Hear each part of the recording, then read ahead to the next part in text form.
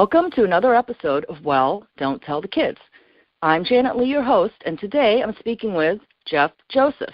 I want to welcome you to the podcast, Jeff. Thank you very much for having me. Jeff joins us for our conversation from a suburb of Washington, D.C. From what I understand, you are a rarity in the Washington, D.C. area. You're a local, right? Well, that's right. We are. I'm sitting here in my office, and of unseasonably warm day as we head into to Christmas. We are located in Crystal City, just right across the river from Washington, D.C. And yeah, I'm a native. Grew up just down the road in lovely McLean, Virginia, also just a little bit outside of Washington, D.C. Jeff earned his Bachelor's of Arts from Princeton University in New Jersey. From what I understand, you earned your degree in religion. How did you get there? Yeah. So you have to sort of go back in the Wayback Machine and go back in time to the mid-'80s, the early '80s.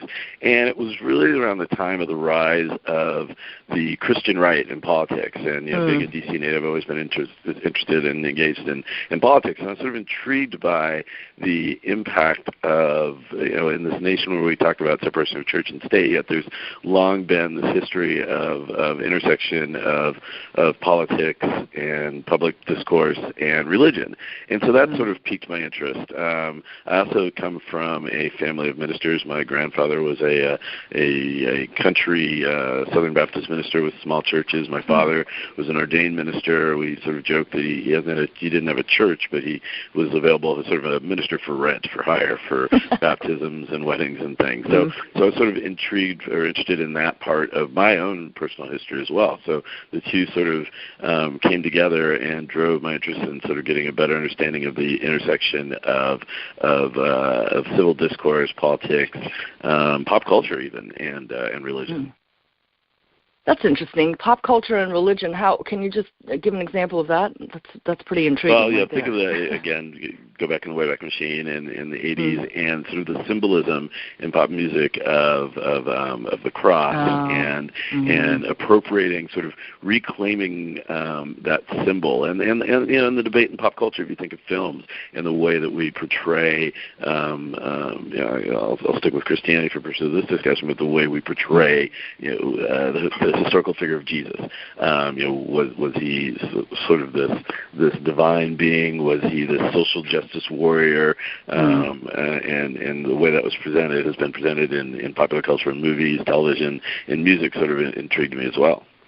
My background is engineering, so when I speak to someone who's been well versed in the liberal arts or the humanities, I always find it just the breadth and the depth is pretty interesting. Currently, Jeff is at the CTA, the Consumer Technology Association, and Jeff is the Senior Vice President of Communications and Strategic Relationships.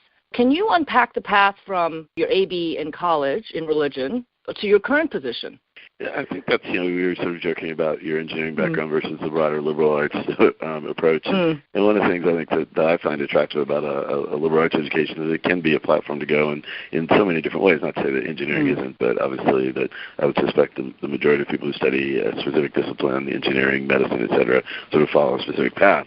So mine began with sort of graduating from college, and I was destined for law school because that was my defined path. And I came back to Washington and ended up working on Capitol Hill for a little bit, worked for a nonprofit organization, and really sort of fell in love with the art of public affairs communications, and was recruited and worked for a large public relations agency here in Washington, Ogilvy Public Relations, and I worked on a variety of campaigns, and it sort of attracted me in the same way that law attracted me, that in many ways the goal is to try to distill the unique argument, the unique position, and present that in a thoughtful way, which, if you sort of distill the practice of law down to its core, is somewhat similar. You identify what are the strongest arguments, what's the best positioning, and how do you communicate that in a way that's impactful. And that's really what we do. So that sort of sucked me in. And I liked the variety of issues I was able to work on. Early on, I represented the tobacco industry in the late 80s during the tobacco wars, represented workers neighbors and working in tobacco fields, worked on issues where I got to travel to the American Northwest and stay with families who worked in the woods and worked in sawmills, which is a heck of a lot different than my neighbors in McLean, Virginia. And then started working on technology. And helped expand our firm into the field of technology and did some work with some of the early tech firms. And, wow. and it's always been an interest of mine. I've always been a tinkerer on computers and loved good audio and video equipment. So I was able to sort of take a number of passions, my interest in public policy, my interest in communications, and my interest in technology, and that sort of brought me here. Well, you really were on that pioneer, the cutting edge there out in the Northwest. I want to take a moment and remember the disaster that happened in Amtrak yesterday. Send good thoughts over that way. Indeed. You bring in public policy questions. This is a bit of information from the MIT Technology Review. There's an article written by one Emily Mullen in November of 2017. Ms. Mullen explores the backlog of science issues that have gone unaddressed with the lack of an appointment for the science advisor out of the White House Office of Science and Technology Policy, or the OSTP. And I'm wondering, do you feel any effects of this in your sector?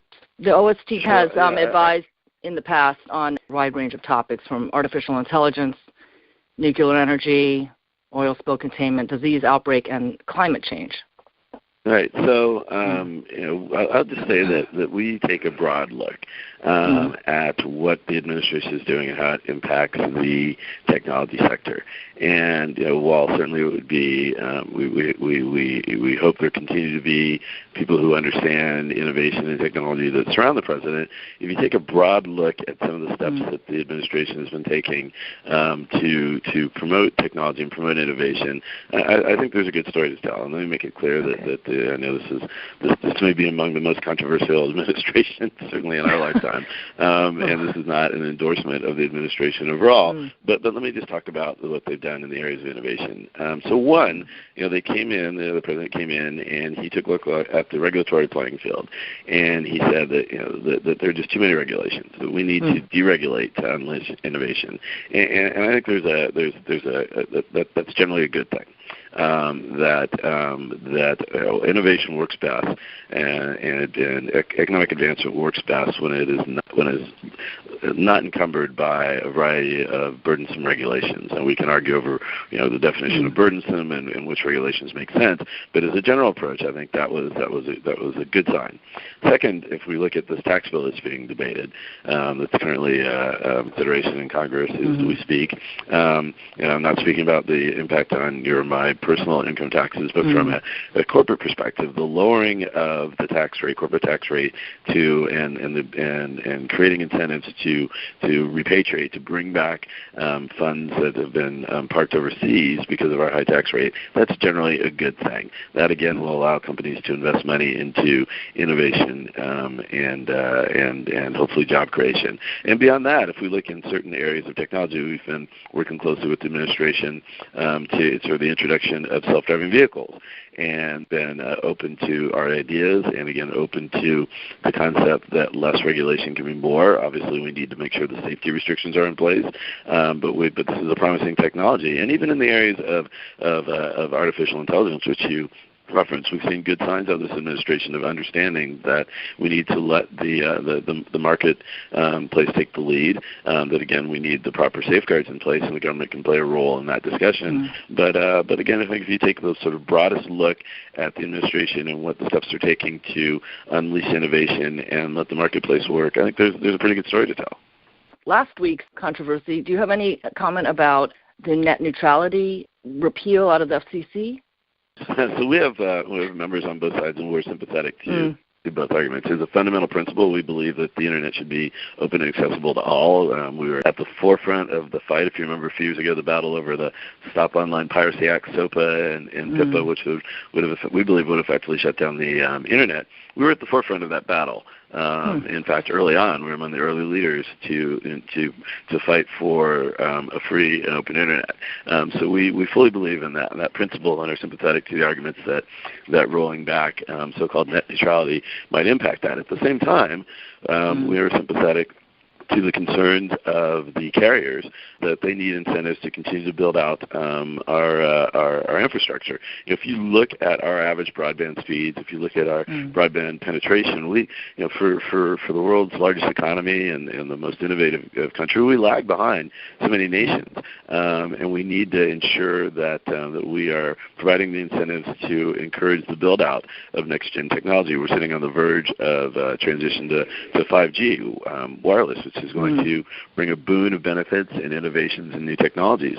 But we need to make sure that companies have the incentives and are able to invest to build out that network. Now, one thing that we can do that we're pushing for that will help incentivize and help encourage continued investments and development is to create more competition. If you look solely at our wireless space, we have 4 major companies, whereas in Europe they have I'm going to forget the exact number, but dozens.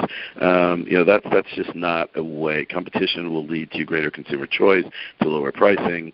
So we need to work through Congress, through the FCC, to encourage the development of competition across the country for broadband access. I hear a little bit of overtone for balance, not just a little bit of balance. Wild, Again, we need Wild West here. Right, well, and that doesn't happen often in Washington, unfortunately. Everything becomes so immediately politicized. But I think that most people recognize both sides, and unfortunately, this becomes so politicized. And I have to say that no matter which side you're on, and perhaps some of your listeners have heard these stories, that FCC Commissioner Pai, he's had protesters at his house. He's had protesters hassling his children. That's just clearly out of bounds, no matter how. What good does that do? Absolutely not. Yes, he's a public figure, and there are appropriate forums to address him and to challenge him. He's not shy. He's out there speaking publicly, but to sort of do that, it just sort of it's a reflection of the times in which we live, and that's really a shame. And again, it takes away from it undermines legitimate arguments and legitimate concerns that should be litigated in the proper forums. You are hosting and producing a podcast called CTA Tech Talk, and this is launched in advance of the CES, or the Consumer Electronics Show, coming up in Nevada in January. Can you tell us a little bit about this effort and just give us a little preview of the greatest change agents that you are anticipating in the near future?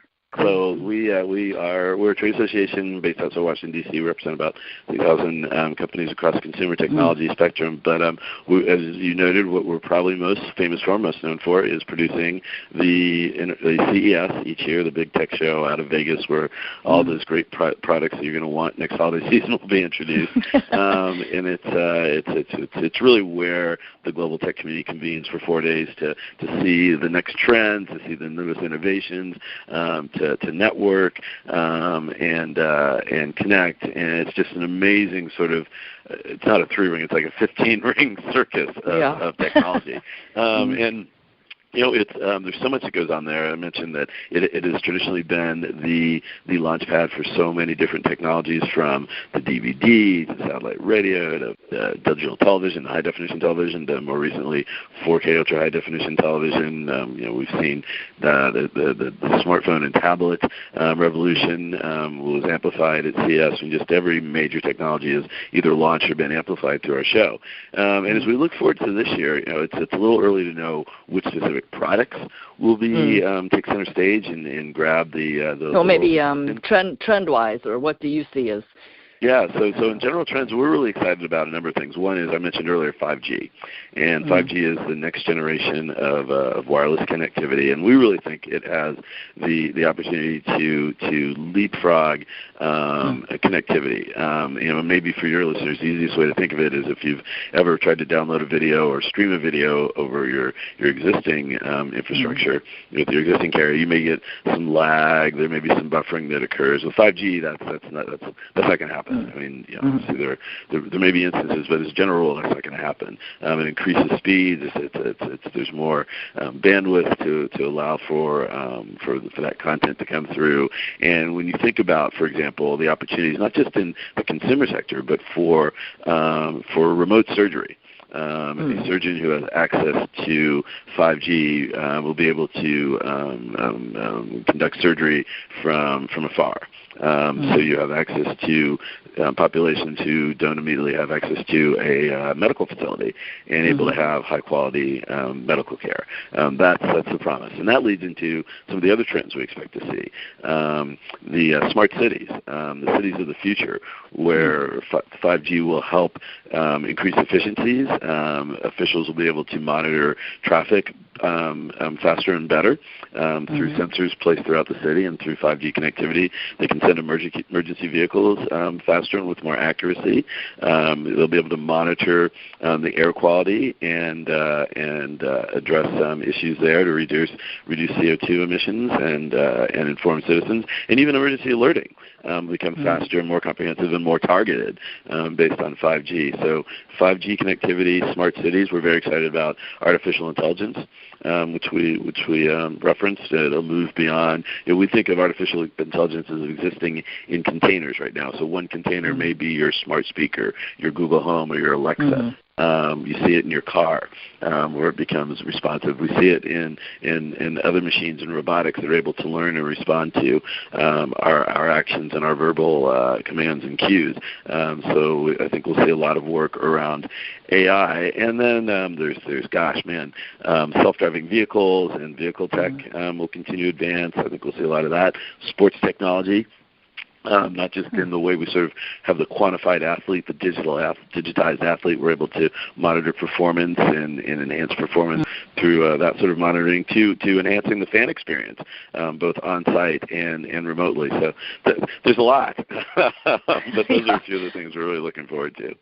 I want to back up a little bit. You were talking about the containers for the AI, in our device. Are you an expansion to something more networked, or I'm wondering if it's going to just stay isolated to the container, or if you see things that are spreading out. I think you'll see it spread out. I mean, you're already seeing it integrated into smart televisions. And so if you think of it as sort of this platform, this technology that exists in these different places, as I sort of called them containers, but you'll see AI again currently in these smart speakers, AI moving into our cars, into our TVs, AI moving into, as we think about smart cities and response mechanisms, implementation there. So, improved response times and access. So it's a sort of driver behind a lot of different technologies. And part of what makes it so exciting is that we don't know what's going to come next. What will be the next container? What will be the next implementation? And that's what makes CES so fun in part, because we can talk about what we think we'll see and what we're hearing, but until we get there, I'm always surprised, always shocked, always amazed by the things that I run across, the implementations I run across on the show floor. So just to play devil's advocate, like one of my favorite things to do, thinking back to the beginning of our conversation, that sounds great if everybody's playing nicely, but what if we're not all playing nicely? Then is that where we need to be aware or mindful, cognizant of where things become, I suppose there's a field of regulation that will grow. There's been a lot of discussion, and we have these visions of the Terminator or Skynet coming in and taking over, or are we living in the Matrix, et cetera. And if you sort of read through the literature, if you take a close look, those fears are fun, but they're largely unfounded. One, that that there is a whole field of the ethical use and implementation of artificial intelligence, and a lot of discussion on sort of how do we make sure that this is being used in an ethical and moral way. Two, that while computing power and the strength of AI continues to develop and improve, we're a long way before that sort of sense of self-actualization, self-realization can occur. And then three, it really comes down to the coding and the programming. And while it's ridiculous for me to say that there won't be some nefarious bad actor out there, technology in many ways, well, it can be used and generally is used for good. There are those who will try to use it for their own purposes, but for the most part, we'll see coders and developers use this for benefit and for good, and even in a way I think that will counter others who may view the world differently. And that goes back to our earlier discussion of the importance of allowing the market to work, of allowing it to grow, and allowing those who giving every opportunity for those who want to develop this technology and implement it in a way that is beneficial to do so. And not let the regulation get ahead of the technology and the opportunity for the market to develop solutions.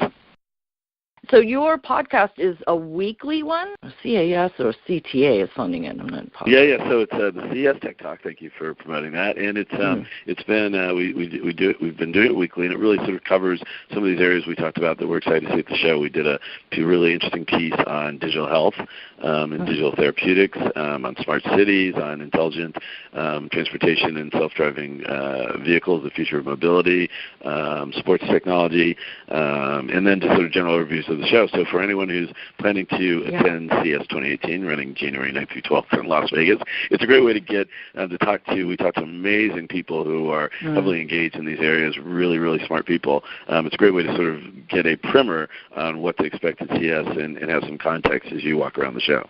I would direct anybody who's interested over there to do a little search on that and this podcast, CES Tech Talk. Is that right? CES Tech Talk? Exactly. Okay. And also, just on a side note, so do you have any things that you do outside of, well, I guess it's still involving technology, but any particular interests of yours that might involve, say, I don't know, music? That's what you call a softball down the Yeah. That's right. I'm so embarrassed. Well, everyone has their activities. I am the proud, if somewhat embarrassed member of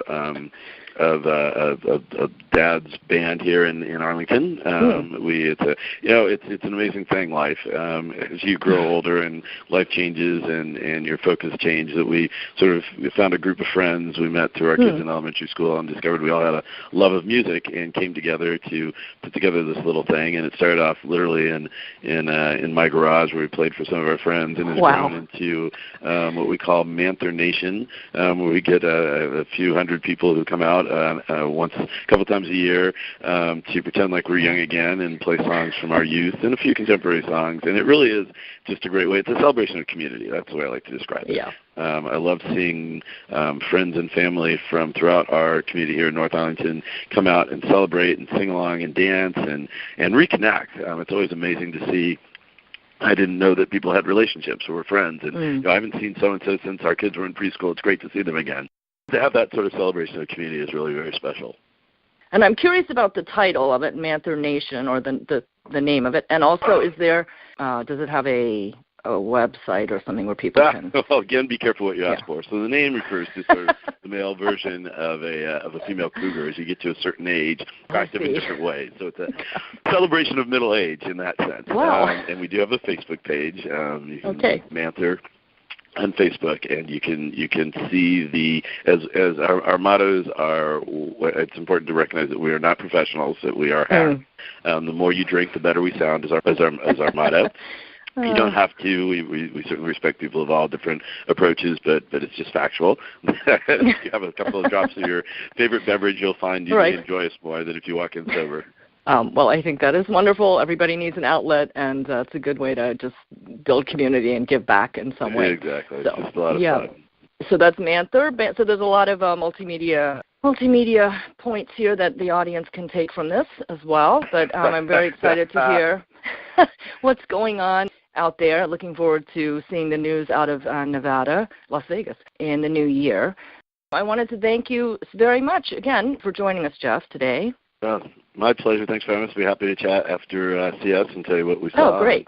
See if I was right on the trends. But it's check your social media. There's so many phenomenal technology sites online that cover the show and that follow the show. You can see what's going on there.